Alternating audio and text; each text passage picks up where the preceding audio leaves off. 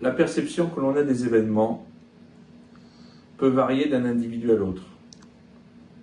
Mais il y a des individus qui ont une propension naturelle à toujours voir le mal partout.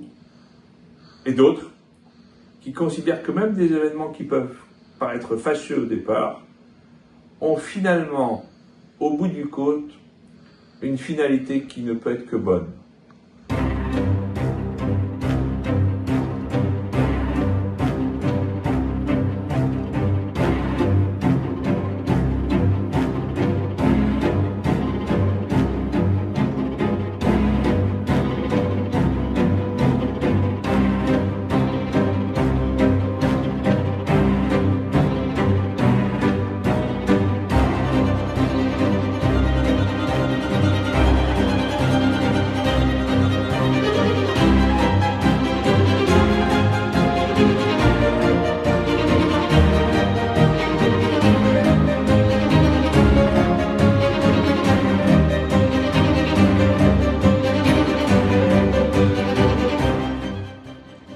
C'est un petit peu le principe de cet adage talmudique qui nous dit Kol ma David rachamana l'etavelid.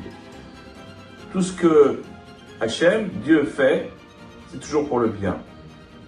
Alors on en voit l'illustration la plus aboutie peut-être dans un épisode célèbre de la paracha que nous allons lire cette semaine chez Lecha, où il est dit Eretz ochelet yoshveahi. C'est une terre qui avale ses habitants. Le Talmud, dans le traité Sota en 35, nous dit la chose suivante au nom de Rava. Moi, j'ai pensé pour le bien, et vous, vous avez pensé pour le mal. Moi, j'ai pensé pour le bien que chaque endroit où vous, les explorateurs, les Meraglim, vous allez mettre le pied, il y aura des morts. En fait, pour qu'ils soient occupés, perturbés, et qu'ils ne pensent pas poser la question, mais c'est quoi ce groupe d'étrangers qui débarquent? Qu'est-ce qu'ils viennent faire ici? Et donc, il y avait des morts partout où ils allaient. Et donc, eux, ils ont dit, c'est une terre qui avale ses habitants, qui dévore ses habitants. Il y a des morts de partout. En réalité, les morts, ces épidémies soudaines ont été provoquées par Hachem pour faire en sorte que, justement, personne ne s'interroge sur la qualité ou la réalité concrète qui était attachée à ces personnes qui venaient d'ailleurs.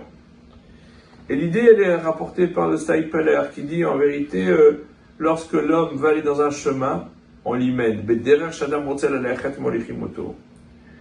Ceux qui avaient vraiment envie de trouver des bonnes raisons d'aller en Eretz Israël, on leur a donné les bonnes raisons. Et ceux qui n'avaient pas cette envie, on leur a aussi donné la raison. Les Meraglim, pour la plupart, étaient Be'etzara'a.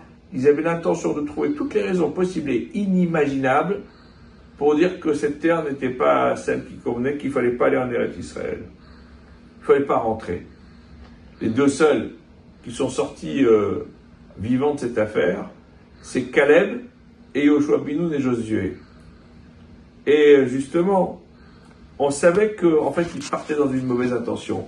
Lorsqu'ils demandent dans le désert, on veut voir, quand il y a une terre qui est promise par Dieu lui-même, et qu'il nous dit c'est une terre qui est bien, c'est cette terre que j'ai promise à vos ancêtres, c'est celle qui vous convient, on ne va pas commencer à voir la marchandise avant. Si on commence à dire on veut voir la marchandise avant, on ne signe pas, c'est que quelque part, même plus que quelque part, on n'a pas confiance dans la parole divine. Et c'est quelque chose qui est extrêmement grave. Et donc, tout cela a fait que ce qui aurait dû être